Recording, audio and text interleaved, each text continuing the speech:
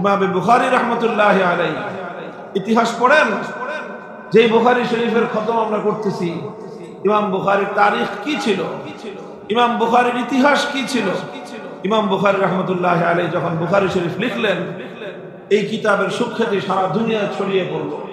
সারা দুনিয়ার মুহাদ্দিসিনগণ এই বুখারী শরীফের দিকে তাদের এমন আগ্রহ তৈরি হলো, দুনিয়ার মানুষ পঙ্গপালের মতো ইমাম বুখারীর কাছ থেকে বুখারী শরীফ পড়ার জন্য ছুটে আসতে থাকলেন।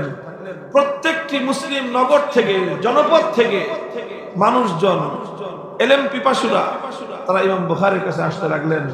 90,000 ছাত্র ইমাম বুখারী থেকে সরাসরি সহিহুল বুখারী তালিম হাসিল করেছে। 90,000 ছাত্র। তো ইমাম বুখারীর এই বুখারী শরীফের যখন এমন প্রসিদ্ধি, উনি মুহাদ্দিস হিসেবে প্রসিদ্ধি, সুপরিচিতি, সুখ্যাতি লাভ করলেন, দুনিয়ার সমস্ত মুহাদ্দিসিনরা ওনার শ্রেষ্ঠত্বের সামনে তারা মাথা নত করে দিলেন।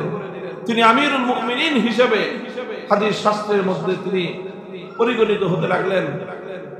তখন যখন নাম হয়ে যায়, যখন সকলের কাছে সুখ্যাতি ছড়িয়ে পড়ে, তখন তো সবাই চায় এই সৌভাগ্য অর্জন করতে। তো সময়ের যে শাসক ছিল, সেই শাসকও ইমাম বুখারী রাহমাতুল্লাহি আলাইহির কাছ থেকে বুখারী শরীফের এই সৌভাগ্য হাসিল করার জন্য সেও ইচ্ছা পোষণ করলো। বর্ণনা দুই রকম, তারিখের মধ্যে বর্ণনা দুই রকম। একটা হলো শাসক নিজে, আরেক বর্ণনা শাসকের ছেলে। শাসক তার দুইজন ছেলে, তারা বুখারী শরীফ পড়বে, তাদের আগ্রহ তৈরি হলো। আর সেই যুগের শাসক খারাপ হইলেও এত খারাপ ছিল, এতটুকু ছিল যে বুখারী শরীফ পড়তেছে। সবচেয়ে বড় খারাপ যে মানুষটা, সেও কি বুখারী শরীফ পড়তে চায়। তো সে বুখারী শরীফ পড়তে চেয়েছে, কিন্তু দুষ্ট লোক ছিল, শাসকের দাম্ভিকতা ছিল। শাসন ক্ষমতা পাইলেই মানুষের মধ্যে দম্ভ, অহংকার আসাটা স্বাভাবিক। তো সে দম্ভ এবং অহংকারে ইমাম বুখারী রাহমাতুল্লাহি আলাইহির কাছে প্রস্তাব পাঠালো যে আপনি প্রতিদিন একটা সময় করে রাজপ্রাসাদে আসবেন, এসে বুখারী শরীফের দর্শ দিয়ে যাবেন। শাসক নিজে ওনার কাছে পড়বে অথবা তার ছেলে ওনার কাছে পড়বে। ইমাম বুখারী রাহমাতুল্লাহি আলাইহি যখন এই সংবাদ পাইলেন, বলছেন যে শাসক, গভর্নর, প্রধানমন্ত্রী বা মুখ্যমন্ত্রী তিনি সংবাদ পাঠাইছে যে আপনি আমার বাড়িতে এসে বুখারী শরীফের দর্শ দিয়ে যাবেন। সাধারণ অনেকে হলে এটাকে মনে করতে বিশাল সম্মানের বিষয় যে সরাসরি প্রধানমন্ত্রীর পক্ষ থেকে চিঠি আসছে, প্রধানমন্ত্রীর কার্যালয়ে দর্শে হাদিস হবে। অনেকে এটাকে এইভাবে এক ধরনের, যারা চাটুকারিতার স্বভাব রাখে, তারা এগুলোকে সম্মানের বিষয় মনে করতে থাকে। ইমাম বুখারী রাহমাতুল্লাহি আলাইহি এটা মনে করেন নাই যেটা আমার জন্য সম্মানের বিষয়। ইমাম বুখারী পাল্টা জবাব দিয়েছেন যে যদি আমার কাছ থেকে বুখারী শরীফ পড়তে হয়, তাহলে আমি বুখারী শরীফ নিয়ে ফেরিওয়ালা হিসেবে তোমার বাড়িতে যাব না, টিউটরি করবে না ইমাম বুখারী। তোমার যদি বুখারী পড়তে মনে চায়, তুমি আমার দর্শে আসবা। আমার দর্শে শত শত হাজার হাজার মানুষ যেইভাবে বসে, হাঁটু গেড়ে মাটির উপর বসে ছাত্র হয়ে ওস্তাদের কাছ থেকে হাদিস শিখতে হবে। যদি এইভাবে শিখতে চাও আসতে পারো, আর এইভাবে শিখতে যদি তোমার আত্মমর্যাদায় বাধা দেয়, তাহলে বুখারীর যার কাছে আসমানি ওয়াহির ইলম আছে, তার আত্মমর্যাদা এর চেয়ে আর অনেক বেশি। তিনি বলে দিলেন, ইন্নী লা উযিল্লুল ইলমা ওয়া লা আহমিলুহু ইলা বাবিল উমারা। ইন্নী লা উযিল্লুল ইলমা ওয়া লা আহমিলুহু ইলা বাবিল উমারা, আমি আসমানি ওয়াহির ইলমের অসম্মান করতে পারবো না এবং এই ওয়াহির ইলম নিয়ে আমি রাজ দরবারে ঘুরঘুর করতে পারবো না। রাজার যদি শিখতে হয় আমার কাছে এসে ইলম শিখতে হবে। এই কথা যখন ইমাম বুখারী জানায় দিলেন যে না, আমি যাবো কেন তোমার কাছে, তুমি এসে আমার এখানে হাঁটু গেড়ে বসবে। দেখেন, একটা হলো অহংকার, এটা খারাপ, আর আত্মমর্যাদা এটা ঈমানের জন্য, ইলমের জন্য জরুরি। আত্মমর্যাদাহীন কোন মানুষের জন্য ইলম হাসিল করা বৈধতা নাই, বৈধতা নাই। যে ইলম হাসিল করার পরে সে নিজেকে দুনিয়াদার মানুষদের থেকে সে অমুখাপেক্ষী মনে করবে না, তাহলে সেই ব্যক্তির জন্য আলেম হওয়া জায়েজ নেই। যে ইলম হাসিল করার পরেও দুনিয়াদারদের কাছে নিজেকে মুখাপেক্ষী মনে করবে, এই ধরনের মানুষদেরকে আমাদের আকাবিরিনগণ ইলমের সনদ দিতেন না। তা মনে রাখতে হবে। এই তো যখন হলো, শাসক তো ক্ষিপ্ত হয়ে গেল, সে অসম্মান বোধ করলো, অপমান বোধ করলো যে একজন মোল্লা হুজুর, তারা আমি আমার বাড়িতে এসে, আমার কার্যালয়ে এসে, রাজপ্রাসাদে এসে তাকে দর্শ দিতে বললাম, সে আসলো না, বরং উল্টা বলে দিল যে সে আসবে না এবং ইলমের অসম্মান সে করবে না। সে ক্ষিপ্ত হয়ে গেল। যেটা হওয়ার সেটাই হয়। শাসকরা হুজুরদেরকে মনে করে যে তাদেরকে পয়সা দিলেই পাওয়া যায়, পয়সা ছিটাইলেই হুজুর পাওয়া যায়, এরকম একটা ধারণা প্রচলিত ক্ষমতাসীনদের মধ্যে আছে। শুধু ক্ষমতাসীন না, যারা ক্ষমতার চর্চা করে, ক্ষমতার রাজনীতি করে, তাদের মাথার মধ্যে এই ভূত থাকে। এই ভূত এরকম না যে খালি অতীতে ছিল আর ভবিষ্যতে নাই। এই ভূত সমস্ত ক্ষমতাসীনদের মাথার উপরেই থাকে।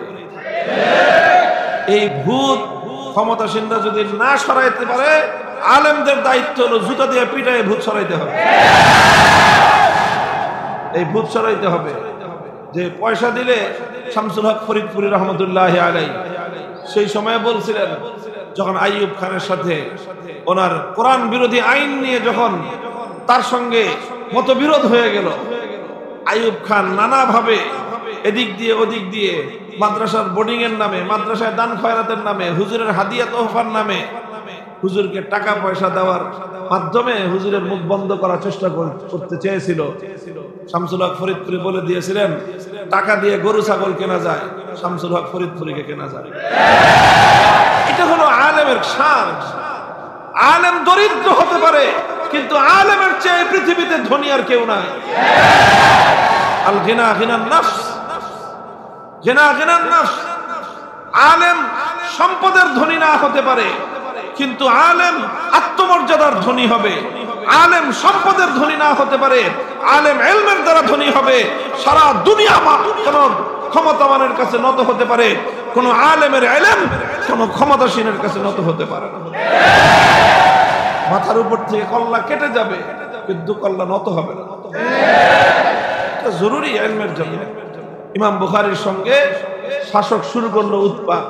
এটা শুরুই করে যে সমস্ত হুজুররা শাসকদের কাছে মাথা নত না করবে, শাসকরা তাদেরকে কোনো ডিস্টার্ব করবে না, এটা হইতেই পারে না। ডিস্টার্ব করবে, পাঠায় দিয়েছে পুলিশ, এসে ইমাম বুখারী জিজ্ঞাসা করে, হুজুর আপনি যে মাদ্রাসা করছেন পারমিশন আছে, অনুমোদন নিছেন থানার থেকে? এই তো শুরু করলো। এটা নতুন কিছু না, এই সেই পুরাতন। এই উৎপাত শুরু করলো যে নানাভাবে ইমাম বুখারী রাহমাতুল্লাহ আলাইহি যেন দর্সে হাদিসের সিলসিলা চালু রাখতে না পারেন, এটার জন্য উৎপাত শুরু করলো। ইমাম বুখারী রাহমাতুল্লাহ আলাইহি দেখলেন যে এই শাসক সে নির্বিঘ্নে ইলমে হাদিসের খিদমত আমাকে করতে দিবে না। ইমাম বুখারী রাহমাতুল্লাহ আলাইহি বললেন যে তোর মাথায়ও জুতা মারলাম, তোর শহরেও আমি জুতা মারলাম, তোর এই শহরে আমি থাকবো না। শহর ছাড়লেন তিনি, অন্য এলাকায় যান। তিনি যেদিকেই যান, পঙ্গপালের মতো হাদিসের শিক্ষার্থীরা ইমাম বুখারী রাহমাতুল্লাহ আলাইহির দিকে বাঁধ ভাঙ্গা জোয়ারের মতো ছুটতে আরম্ভ করে। তিনি যেখানেই যান, সেই এলাকার শাসক আতঙ্কিত হয়ে যায় যে এই হুজুর এই এলাকায় আসলে আবার আমার ক্ষমতা নিয়ে টান দেয় কিনা। এই জন্য যেখানেই তিনি যান, সেখানকারী শাসক বর্গ ইমাম বুখারী রাহমাতুল্লাহ আলাইহির দ্বারা আতঙ্কগ্রস্ত হয়ে যেতে শুরু করলো। শেষ পর্যন্ত ইমাম বুখারী রাহমাতুল্লাহ আলাইহি এক নিভৃত পল্লীতে তিনি গিয়ে অবস্থান করলেন। ইতিহাসের পাতায় যেই গ্রামের নাম আসে খারতাং, সেখানে তিনি একটু অভিমানের সুরে আল্লাহর কাছে বললেন, আল্লাহুম্মা ইন্নাল আরদা ক্বাদ দাকাত আলাইয়া বিমা রাহবাত ফাকবিদনি ইলাইক।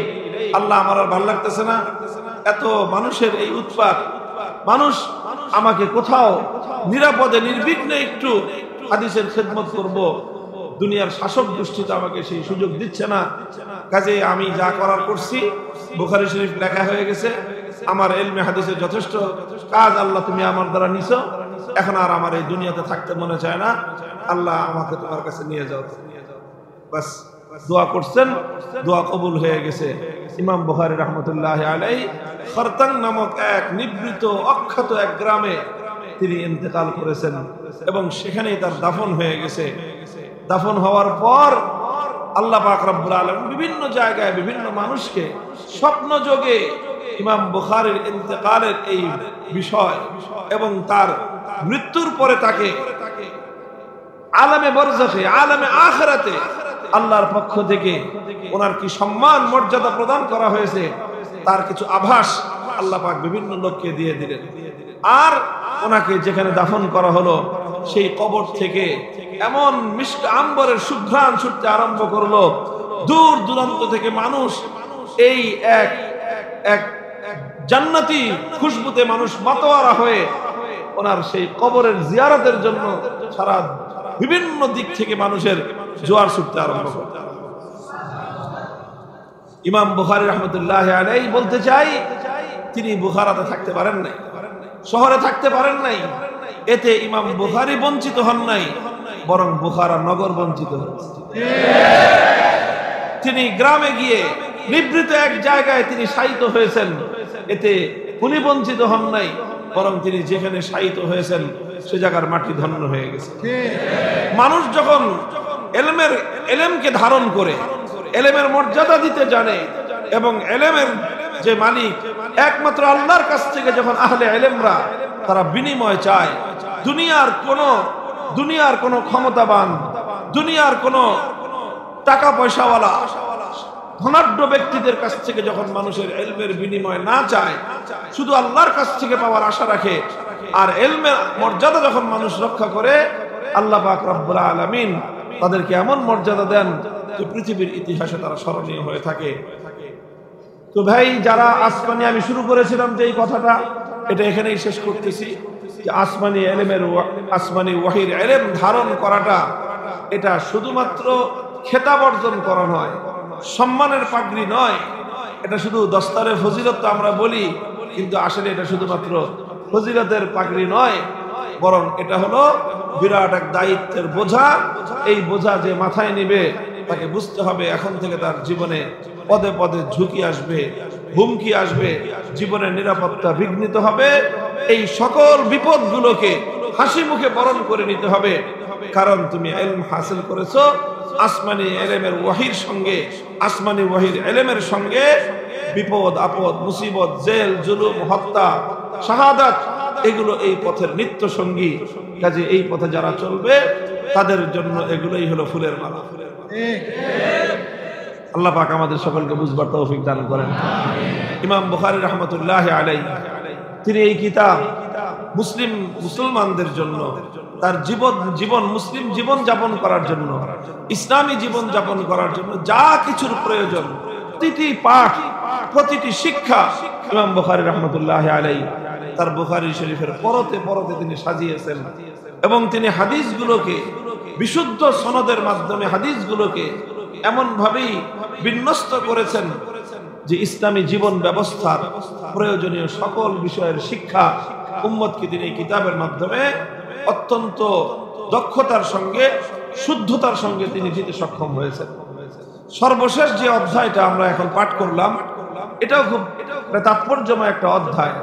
এখানে ইমাম বুখারী রাহমাতুল্লাহ আলাইহি একটা ইসলামী আকীদাকে সাবিত করতেছেন। ইসলামী আকীদা, একটা ঈমানী আকীদাকে তিনি এখানে সাব্যস্ত করতেছেন। কেমন ভাবে? যে এই আকীদাকে যারা অস্বীকার করত সেই অস্বীকারীদের রদ করেছেন ইমাম বুখারী। আকীদাকে অস্বীকারীদেরকে তিনি রদ করেছেন। ঈমানী আকীদার মধ্যে অনেক আকীদা আছে, যেরকম ইসলামী আকীদার মধ্যে একটা হলো তাওহীদ, একটা হলো রিসালাত, একটা হলো আখিরাত। আখিরাতের মধ্যে আবার অনেক, আল বাসু হাক্কুন ওয়ান নারু হাক্কুন ওয়াল জান্নাতু হাক্কুন ওয়াস সিরাতু হাক্কুন। এই এক একটা হলো এক একটা আকীদা। জান্নাত আছে, এটা একটা আকীদা। জাহান্নাম আল্লাহর সৃষ্টি, এটা সাব্যস্ত, এটা একটা আকীদা। এটা বিশ্বাস করতে হবে। কেউ যদি মনে করে যে না জাহান্নাম কিছু নাই, এগুলো এমনি একটা অলিক গল্প, এটা একটা কাল্পনিক ঘটনা, এই কথা যদি কেউ মনে করে, বেঈমান সে। আল জান্নাতু হাক্কুন ওয়ান নারু হাক্কুন ওয়াস সিরাতু হাক্কুন। জাহান্নামের উপর দিয়ে একটা রাস্তা আছে, সেই রাস্তা পার হয়ে জান্নাতে যেতে হবে, এই কথাটা বিশ্বাস করা ঈমানের জন্য জরুরি। এই কথা যার ঈমান, যেই বিশ্বাস করবে না তার ঈমান নেই। তো ঠিক এরকম ওয়াল বাসু হাক্কুন, প্রত্যেকটা মানুষকে আল্লাহ পাক আবার কবর থেকে পুনর্জীবিত করবেন, এটা একটা আকীদা, বিশ্বাস। এই বিশ্বাস স্থাপন করতে হবে, আর নাহলে ঈমান হবে না। ঠিক এই ধরনের বিশ্বাসগুলোর মধ্যে একটা বিশ্বাস হলো আল ওয়াজনু হাক্কুন। আল ওয়াজনু হাক্কুন, ওজন হবে, মানুষের আমলের ওজন হবে। বান্দা যা কিছু আমল করে, আমলের মধ্যে তিন ধরনের আমল, এখানে বান্দার আমলের মধ্যে তিনটা প্রকার রয়েছে, তিনটা তাকসিম রয়েছে, তিনটা কিসম রয়েছে। একটা হলো আমল বিল জাওয়ারিহ, যেটা অঙ্গ প্রত্যঙ্গের আমল। দুই নম্বর হলো আমলে লিসানি, যেটাকে আমরা কওল বলি, অর্থাৎ মুখের কথার আমল। তিন নম্বর হলো আমল বিল জিনান, অন্তরের আমল। আমালুল কুলুব, যেগুলো অন্তরে কোনো একটা কিছু করার দৃপ্ত শপথ নেওয়া, অঙ্গীকার করা, আজম করা, চূড়ান্ত সিদ্ধান্ত নেওয়া যে এই কাজটা করবই, এটা একটা আমল। সেই কাজটা বাস্তবায়িত হলো কি হলো না সেটা পরের কথা। একজন মানুষ যখন অন্তরে কোনো একটা সিদ্ধান্ত নিয়ে নেয় যে আমার সিদ্ধান্ত এটা, যে আমি আল্লাহর দ্বীনের পক্ষে কাজ করব, তো এটা তার জন্য একটা নেক আমল হয়ে গেল। এই সিদ্ধান্ত নেওয়ার সাথে সাথে ফেরেশতা তার আমলনামায় একটা নেকি লিখে ফেলবে। ঠিক এরকম কেউ যদি একটা সিদ্ধান্ত নিয়ে নেয়, যা করে আল্লাহ, ধর্মনিরপেক্ষতাবাদী দলে যোগ দিয়ে দিব, এই সিদ্ধান্ত নেওয়ার সাথে সাথে তার আমলনামায় কুফরি করার একটা সিদ্ধান্ত হওয়ার আল্লাহ গুনাহ লিখে ফেলবে। ঠিক এরকম নেকি এবং বদী, যেটারই মুমিন বান্দা সিদ্ধান্ত নিবে, সঙ্গে সঙ্গে তার আমলনামায় নেকি অথবা বদী লেখা হয়ে যাবে। তাহলে আমল কয় প্রকার হলো? তিন প্রকার। একটা হলো যেটা অঙ্গ প্রত্যঙ্গের দ্বারা করা হয়, আর একটা হলো মুখের কথার দ্বারা করা হয়, আর একটা হলো অন্তরের নিয়তের দ্বারা করা হয়। নিয়ত বলতে যেটা সিদ্ধান্ত হলো সেটা হলো আমল, আর সিদ্ধান্তের আগ পর্যন্ত মনে মনে শুধু কল্পনা, এটা আমল না। এটা অবশ্যই এর মধ্যে বিস্তারিত আলোচনা রয়েছে যে অন্তরের আমল কোন পর্যায়েরটা লেখা হবে, কোন পর্যায়েরটা লেখা হবে না, ওই লম্বা আলোচনা আমি এখন যাচ্ছি না। এই জন্য আমি বারবার বলতেছি যে অন্তরে অন্তরে যখন মানুষ কোনো কি করে সিদ্ধান্ত নেয়, যখন সিদ্ধান্ত নেয় তখন এটা একটা আমলে পরিণত হয় এবং সেটা নেকি অথবা বদী হিসাবে এটা লিপিবদ্ধ হয়ে যায়। তো এই তিন প্রকার আমল, এটা ওজন হবে। কি হবে? এটা ওজন হবে। আল্লাহ পাক রব্বুল আলামিন এই আমলের ওজন দিবেন।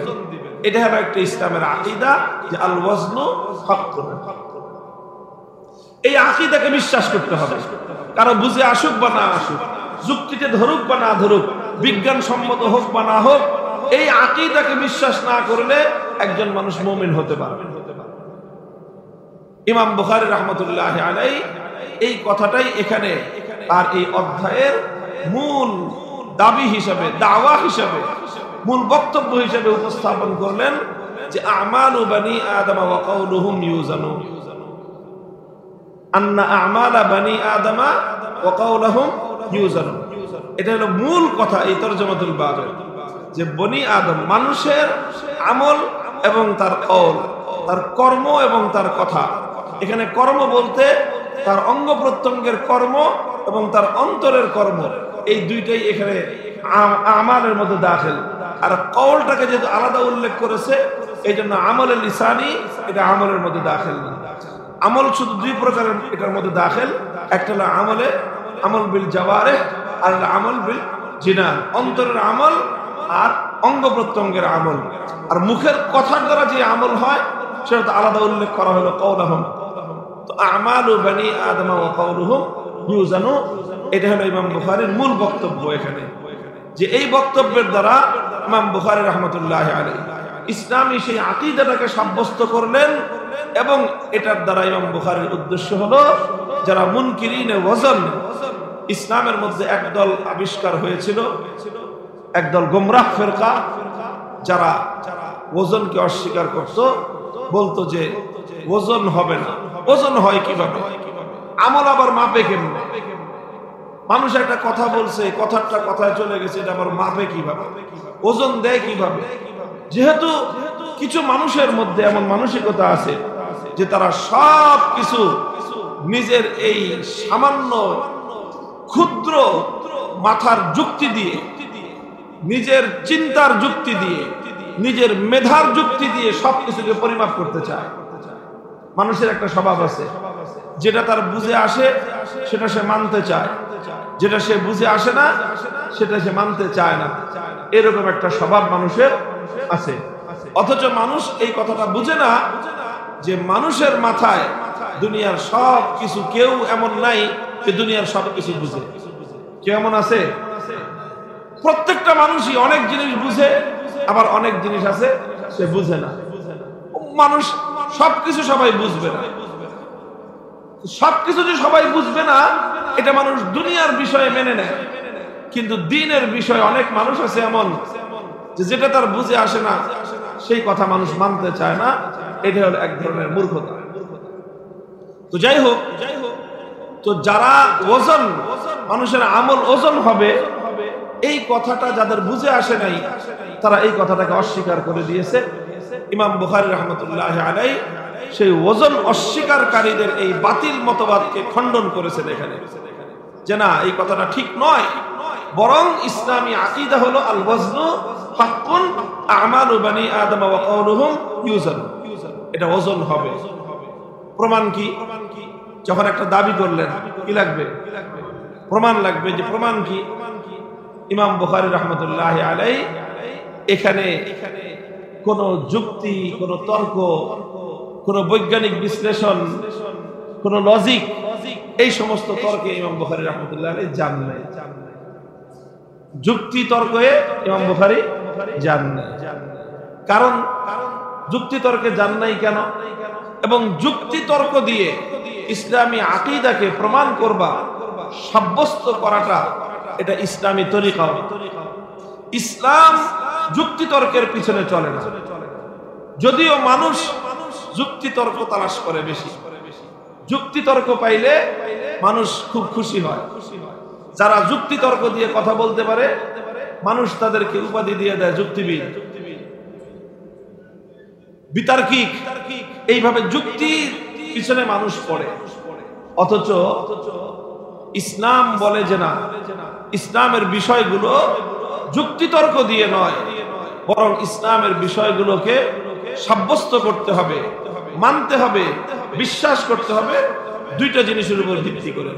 কয়টা জিনিস? দুইটা জিনিস। এক নম্বর হলো কিতাবুল্লাহ, দুই নম্বর হলো সুন্নাতুর রাসূলিল্লাহ। এক নম্বর হলো কোরআন কি বলে, দুই নম্বর হাদিস কি বলে। বাস। কোরআন এবং হাদিসের দ্বারা কোন জিনিস প্রমাণিত হওয়ার পর কোন মুমিন ভিন্ন কোন দলিল এবং প্রমাণের মুখাপেক্ষী হতে পারে। এটা হলো ইমাম বুখারীর একটা শিক্ষা এখানে এই বাবের মধ্যে, যে আমল ওজন হবে, প্রমাণ কি? কোরআনে আছে। আমল ওজন হবে, প্রমাণ কি? হাদিসে আছে। আমল প্রমাণ হবে, যুক্তি কি? যুক্তি ইসলাম যুক্তির উপর নির্ভরশীল নয়, ইসলাম কোরআন এবং হাদিসের উপর নির্ভরশীল। যদিও যুক্তি এমন, যুক্তিটা মানুষের কাছে আকর্ষণীয় মনে হয়, কিন্তু প্রকৃত অর্থে যুক্তিটা খুব দুর্বল জিনিস। কারণ যুক্তি এমন জিনিস যে যুক্তি নানা রকম হতে পারে। যুক্তি এটা বহুমুখী সাপের মতো। আমাদের সমাজে একটা কথা আছে, দ্বিমুখী সাপ। এই মাথায় মাথা, ওদিকেও মাথা, দুই দিকেই চলে। আর একটা কথা আছে, শাখের করা, যাইতেও কাটে আইতেও কাটে। যুক্তি কিন্তু এমন জিনিস, যুক্তি যে যেদিক দিয়ে চালাবে সেদিক দিয়ে তার যুক্তি চলে। এই জন্য ইসলাম মানুষকে যুক্তির পিছনে ছুটার শিক্ষা দেয় নাই, কারণ যুক্তির পিছনে ছুটতে গেলে শেষ পর্যন্ত কি পরিণাম হয়। শেখুল হাদিস রহমতুল্লাহ আলাইহি একটা গল্প বলতেন যুক্তির বাস্তবতা বোঝানোর জন্য। দেখো যুক্তি কিরকম, গল্পটা খুব সুপ্রসিদ্ধ, যে এক বেটা গাধা নিয়ে ছুটছে। এখন কিছু মানুষ ধান্দা করছে যে ওর গাধাটা ওর কাছ থেকে কি করবে, ছিনিয়ে নেবে যে কোনো ভাবে। এখন এই লোকটা, সে ছেলেটা, একটা লোক সঙ্গে তার একটা ছেলে গাধার পিঠে আরোহণ করছে। গাধার পিঠে আরোহণ করে বাপ পোলা দুইজন গাধার উপরে সওয়ার হয়ে চলছে। এখন রাস্তার মধ্যে কিছু লোকের সঙ্গে দেখা হয়, যে দেখ কত বড় পাষাণ, পাষাণে পাষাণ ছোট্ট একটা গাধা, এই গাধার পিঠে বাপ বেটা দুইজনে চড়ে পড়ছে, একটু রহম নাই, মায়া দয়া কিচ্ছু নেই লোকটার অন্তরে। এখন লোকটা কয় কথা তো ঠিকই বলছে, ছোট একটা গাধা, এটার মধ্যে দুইজন সওয়ার হয়, ঠিক হয়নি কাজটা। এখন বাপে কয় ছেলেরা আছে, তুই গাধার পিঠে চড়ে যা, আমি হাইটে যাই। এখন বাবা হাইটে যেতেছে, পোলা গাধার পিঠে চড়ে যেতেছে। কিছু দূর চলার পরে দ্বিতীয় গ্রুপের সঙ্গে দেখা, কত বড় ব্যাধ, বাপরে হাইটে যায়, পোলায় গাধার পিঠে সওয়ার হয়ে যায়। আর বাপটাও কিরকম পোলারে ব্যাধ বেশি খেয়েছে। লোকটা কয় কথাটার যুক্তি আছে, কথাটার যুক্তি আছে, গাই তুই নাম, মানুষ তোরে খারাপ বলবে। বাপে উঠছে, পোলা পেছন দিয়ে হাইটে যায়। তৃতীয় গ্রুপের সঙ্গে দেখা হয়, দেখ কিরকম বাবা বেরহম, মায়া দেয় কিছু নাই, বুইটা খাটাস বেটা, ও গাধার পিঠে সওয়ার হয়ে যাচ্ছে, ছোট পোলাটা আটায় দিতেছে, মায়া দেয়া বলতে বাপের পাষণ্ড বাপ। লোকটা কয় তাও তো কথায় যুক্তি আছে, করবে কি। এখন লোকটা কয় যে পোলারে আরোহণ করলাম, ও বেয়াদব হইল, আমি সওয়ার হইলাম, আমি পাষণ্ড বাপ হইলাম। বাপ পোলা দনোজনে নামছে। এখন বাপ পোলা কয় কাউরে সওয়ার হওয়ার দরকার নাই, চল দনোজন হাইটে যাই, গাধার হাইটে নিয়ে যেতেছে। দুইজন মানুষ হাইটে যায়, একটা গাধাও হাইটে যায়। চতুর্থ দলের সঙ্গে দেখা, কয় দেখ তিনটা গাধা হাইটে যায়। তিন গাধা হাইটে যায়, কেমনে তিন গাধা? আরে ভাই তোমাদের সাথে সওয়ারি আছে, বাহন আছে, একজন আরোহণ করো, অন্তত তিনজন হাইটে যেতেছে, বাহন থেকে লাভ হইলো কি তোমার? কারো হাতে যদি মোটর সাইকেল থাকে, আর মোটর সাইকেল যদি কেউ ঠেলে নিয়ে যায়, আপনি কি বলবেন? যে গাধা জানি কথা কথা, এটা মোটর সাইকেল তো হলো ঠেলে নেওয়ার জিনিস নাকি? মোটর সাইকেল ছাড়া তরে নিয়ে চলবে, আর তুই যদি মোটর সাইকেল ঠেলতে থাকো সারা জীবন, মানুষ তো গাধা বলবেই। এখন এটা দেখে বলে যে তিন গাধা হাইটা যায়, যে গাধা থাকতে পায়ে হাইটা যায়, সেটা গাধা নাকি? আমি লোকটা মহা চিন্তায় পড়ছি। প্রথমে দুইজন আরোহণ করলাম, তো দুইজন পাষণ্ড হইলাম। শুধু পোলারে আরোহণ করলাম, বেয়াদব হইল। আমি শুধু বাপ হাঁটলাম, আরোহণ করলাম, পোলারে হাঁটাইলাম, পাষণ্ড বাবা হইলাম। দনোজন নামলাম, গাধা হইলাম। এখন করবে কি? এখন কয় দেখছে গাধা সাথে রাখলেই সমস্যা। পরে যা গাধাই ছেড়ে দিচ্ছে, গাধা ছেড়ে দিছে, গাধা নাচতে নাচতে গাধা চলে গেছে। গাধার মতো বাটপাররা ওই গাধা নিয়ে ওরা নিয়ে বেচা বাজারে মার্কেটে বেচা টাকা পয়সা নিয়ে বাড়িতে চলে গেছে। এখন এই লোক তো বাজারে রওনা হয়েছিল গাধা বিক্রি করবে। এখন রাস্তার মধ্যখান থেকে ঘটনা ঘটায় বাড়িতে ফিরে আসছে। বাড়িতে ফিরে আসার পর বাড়ির বিবি সাহেব তো অপেক্ষা করতেছে যে গাধা বেচে টাকা আনবে। জিজ্ঞাসা করছে কত টাকা বেচছো গাধা? টাকা কই? এখন কয় যে না, মানুষের জ্বালায় তো আর গাধা বাজার পর্যন্ত নিয়ে যেতে পারিনি। কি হয়েছে? এই যুক্তির পিছনে পড়ছি, এক একজনে এক এক যুক্তি দেয়, বিরক্ত হয়ে শেষ পর্যন্ত গাধাটাই ছেড়ে দিছি, গাধা তো হারায় গেছে। এখন তো বিবি সাহেব খেপছে, ঝাঁটা নিয়ে আইছে পিটাইতে, যে মানুষের কথার যুক্তির পিছনে পড়ে তুমি নিজের মূল্যবান গাধা হারায় ফেলছো, আজকে বাড়িতে উঠো। তো যারা এরকম নিজের জীবন চলতে গিয়ে কোরআন সুন্নাহ বাদ দিয়ে যুক্তির পিছনে ছুটতে থাকবে, শেষমেশ মহিলা মানুষের ঝাঁটার বাড়ি ছাড়া কপালে কিছু জুটবে। খালি পুরুষ মানুষের ঝাঁটা না, মহিলাদের ঝাঁটা খেয়ে তাদের শেষ পর্যন্ত জীবনের অবসান ঘটবে। এই জন্য ইমাম বুখারী রাহমাতুল্লাহি আলাইহি এত গুরুত্বপূর্ণ একটা বিষয়, আল ওয়াজনু হাক্কুন, মানুষের আমল ওজন হবে, মানুষের কথা ওজন হবে, মানুষের অন্তরের আমল ওজন হবে, এটা সাব্যস্ত করার জন্য যুক্তি আছে, কিন্তু এই যুক্তির পিছনে উনি পড়েন নাই। বরং ইমাম বুখারী রাহমাতুল্লাহি আলাইহি দুইটা দলিল পেশ করেছেন। এক নম্বর দলিল হলো আল্লাহর কিতাব, দুই নম্বর দলিল হলো নবীর হাদিস। এই দুই দলিল পেশ করেছেন। প্রথম দলিল হলো বাবু কাউলিল্লাহি তাআলা ওয়া নাদাউল মাওয়াজিনাল কিসত লিয়াউমিল কিয়ামাহ, সূরা হজের আয়াত। আল্লাহ পাক রব্বুল আলামিন বলতেছেন, আমি কিয়ামতের দিন নাদাউ স্থাপন করব আল মাওয়াজিনা জাওয়াতিল কিসত, ছিল আসলে আল মাওয়াজিনের সিফাত হলো জাওয়াতিল কিসত। এখানে জাওয়াতিন শব্দকে হযফ করে দিয়ে মুবালাগাতান মাওয়াজিনের উপরে কিসতের শব্দ ইতলাক করে দেওয়া হয়েছে সিফাত হিসাবে। যেরকম যাইদুন আদলুন বলা হয়, অথচ যাইদুন আদলুন অর্থ হলো যাইদুন যু আদলিন, যাইদুন যু আদলিন। ওরকমই আল মাওয়াজিন ও জাওয়াতুল কিসতকে জাওয়াত হযফ করে দিয়ে কিস্তুনকে জাওয়াতের উপর হামল করে দেওয়া হয়েছে, সিফাত হিসাবে শব্দ হয়ে গেছে আল মাওয়াজিনুল কিসত। ওয়া নাদাউল মাওয়াজিনাল কিসত লিয়াউমিল কিয়ামাহ, লাম লিযরফ, লাম এখানে জরফের মানা দিয়েছে। কিয়ামতের দিনে আল্লাহ বলতেছেন যে আমি ইনসাফের মিজান সাব্যস্ত করব। মিজান শব্দের অর্থ আগে করা হতো দাড়িপাল্লা, এখন মিজান শব্দের আসলে পরিপূর্ণ শাব্দিক অর্থ দাড়িপাল্লা নয়। মিজানের আমরা জানি ইসমে আলার সিগা।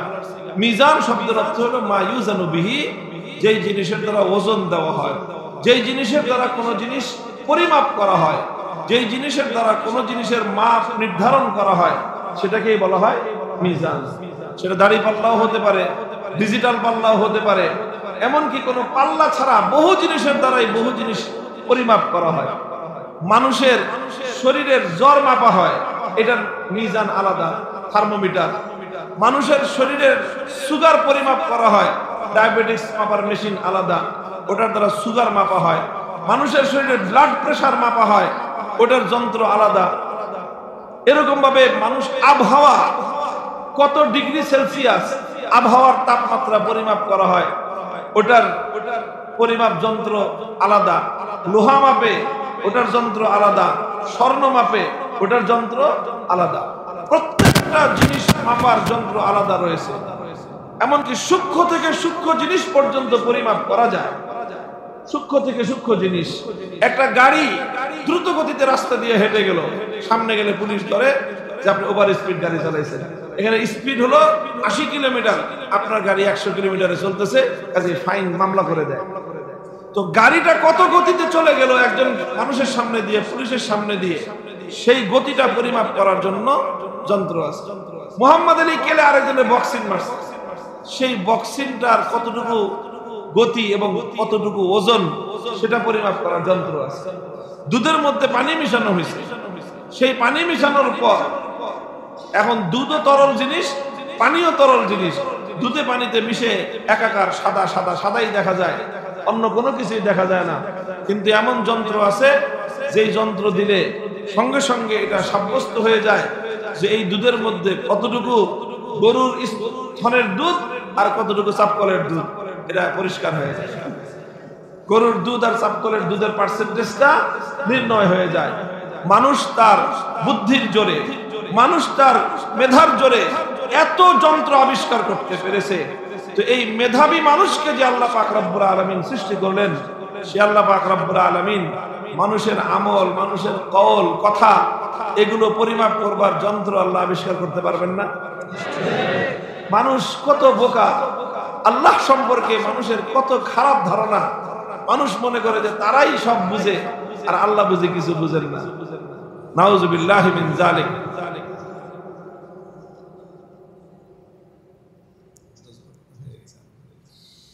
তো এই যে কোরআনের এই আয়াতের দ্বারা সাব্যস্ত হলো যে আমালা বনি আদমা ইউজানু, আল্লাহ পাক রব্বুল আলামিন ওজনের জন্য মিজান সাব্যস্ত করবেন।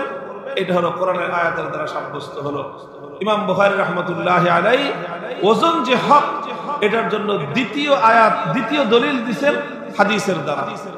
হাদিসের মধ্যে ইমাম রাসূল সাল্লাল্লাহু আলাইহি ওয়াসাল্লাম বর্ণনা করেছেন, আবু হুরায়রা রাদিয়াল্লাহু তাআলা আনহু থেকে বর্ণিত হাদিস। ওই হাদিসের মধ্যে স্পষ্ট এসেছে আল্লাহর নবী বলেন কালিমাতান, কালিমাতান মানে হলো দুটি কথা। কালিমাতুন শব্দের অর্থ এখানে আল কালামুল মুফিদা যাতু মা'না, যেই কালাম একটা পূর্ণাঙ্গ মেসেজ এবং বার্তা দেয়, সেই অর্থে কালিমাতুন শব্দ ব্যবহার হয়েছে। যেরকম কালিমায়ে তাইয়্যিবা বলা হয় লা ইলাহা ইল্লাল্লাহকে, কালিমাতুশ শাহাদা বলা হয় আশহাদু লা ইলাহা ইল্লাল্লাহ ওয়া আশহাদু আন্না মুহাম্মাদার রাসূলুল্লাহ। অনেক বড় একটা অর্থবোধক জুমলা, এটাকে বলা হয় কালিমা। এখানেও কালিমা এই অর্থে ব্যবহার হয়েছে। বলা হলো দুটি কথা এমন রয়েছে যেই দুই কথার তিনটা সিফাত। হাবিবাতানি ইলার রহমান, রহমান শব্দের অর্থ হলো সীমাহীন দয়ালু, সীমাহীন দয়ালু আল্লাহর কাছে অতি প্রিয়। দুই নম্বর সিফাত হলো খফিফাতানি আলাল লিসান, মুখে উচ্চারণ করাটা খুবই সহজ। মুখে উচ্চারণ করা সহজ কেন? একটা হলো কথাগুলো ছোট্ট সংক্ষিপ্ত, এই জন্য মুখে উচ্চারণ করা সহজ। দুই নম্বর সহজ হলো যে এই কথার মধ্যে তালাফফুজে, উচ্চারণে জটিল কোনো শব্দ এখানে নাই, এই জন্য কথা দুটো খুব সহজ, খুব সহজ। কিন্তু সাকিলাতানি ফিল মিজান, এটা হলো মাওজা ইস্তিশহাদ, যে মিজানের মধ্যে কথা দুটো অনেক ভারী হয়ে যায়। মিজানের মধ্যে মরিচ ছোট কিন্তু ঝাল বেশি, টাকা বিনিয়োগ কম কিন্তু মুনাফা বেশি, পরিশ্রম কম কিন্তু লাভ বেশি। এই যে কথাগুলোর মধ্যে যেরকম একটা আকর্ষণ আছে, আল্লাহ রাসূল সাল্লাল্লাহু আলাইহি ওয়াসাল্লাম এই দুই কথার দিকে, এই দুই কালিমার দিকে মানুষের আগ্রহ সৃষ্টি করবার জন্য আল্লাহর নবী এই কথাই বললেন যে কথা দুটো সংক্ষিপ্ত কিন্তু এর ওজন অনেক বেশি। কথা দুটো কি? সুবহানাল্লাহি ওয়া বিহামদিহি সুবহানাল্লাহিল আযীম। প্রথম কথা হলো সুবহানাল্লাহি ওয়া বিহামদিহি, দ্বিতীয় কথা হলো সুবহানাল্লাহিল আযীম। তাহলে ইমাম বুখারী সাব্যস্ত করলেন যে কথার মধ্যে ওজন আছে। আল্লাহর নবীর হাদিস সে কথা বলে। সুতরাং মানুষের কওলে ওজন আছে, মানুষের আমলে ওজন আছে। এটা কোরআনের আয়াতের দ্বারাও সাব্যস্ত হলো, আল্লাহর নবীর হাদিসের দ্বারাও সাব্যস্ত হলো। যখন কোরআন এবং হাদিসের দ্বারা কোনো একটা জিনিস সাব্যস্ত হয়ে যায়, একজন মুমিনের কাছে বাস সেই জায়গায় আত্মসমর্পণ করে কোরআন এবং হাদিসের সেই কথা নিয়েই তার জীবন চলতে হবে। এটাই হলো ইমাম বুখারীর শিক্ষা, যে কোরআন এবং হাদিস যা বলবে সেটাই হলো মুসলমানের জন্য, মুমিনের জন্য চূড়ান্ত কথা। কোরআনের বাইরে, হাদিসের বাইরে মুমিনের জীবনে আর কোনো কথার গ্রহণযোগ্যতা থাকতে পারে না। কোরআন এবং হাদিস এটাই হলো একজন মুমিনের জন্য চূড়ান্ত সিদ্ধান্ত গ্রহণকারী। এটা শুধুমাত্র আকীদার ক্ষেত্রে নয়, আকীদার ক্ষেত্রেও এই কথা। আমার বিশ্বাস সেটাই হবে, কোরআন যেটা বলবে, হাদিস যেটা বলবে। আমলের ক্ষেত্রেও একই কথা, আমার আমল সেটা হবে, কোরআন যেটা বলবে, হাদিস যেটা বলবে। আমল বলতে শুধু ইবাদত নয়, ইবাদতের ক্ষেত্রেও একই কথা। কোরআন যেটা বলবে, হাদিস যেটা বলবে, সেই অনুযায়ী ইবাদত হবে। শুধু ইবাদত নয়, নিজের ব্যক্তিগত জীবনেও কোরআন যেটা বলবে, হাদিস যেটা বলবে, সেটাই আমাদের কর্মপন্থা। পারিবারিক জীবনেও আমার পরিবার সেভাবেই চলবে, কোরআন যেভাবে বলবে, হাদিস যেভাবে বলবে। আমার ব্যবসা বাণিজ্য একই কথা, কোরআন যেভাবে বলবে, হাদিস যেভাবে বলবে, সেভাবে আমার ব্যবসা বাণিজ্য চলবে। সমাজ এবং রাষ্ট্রের ক্ষেত্রে একই কথা।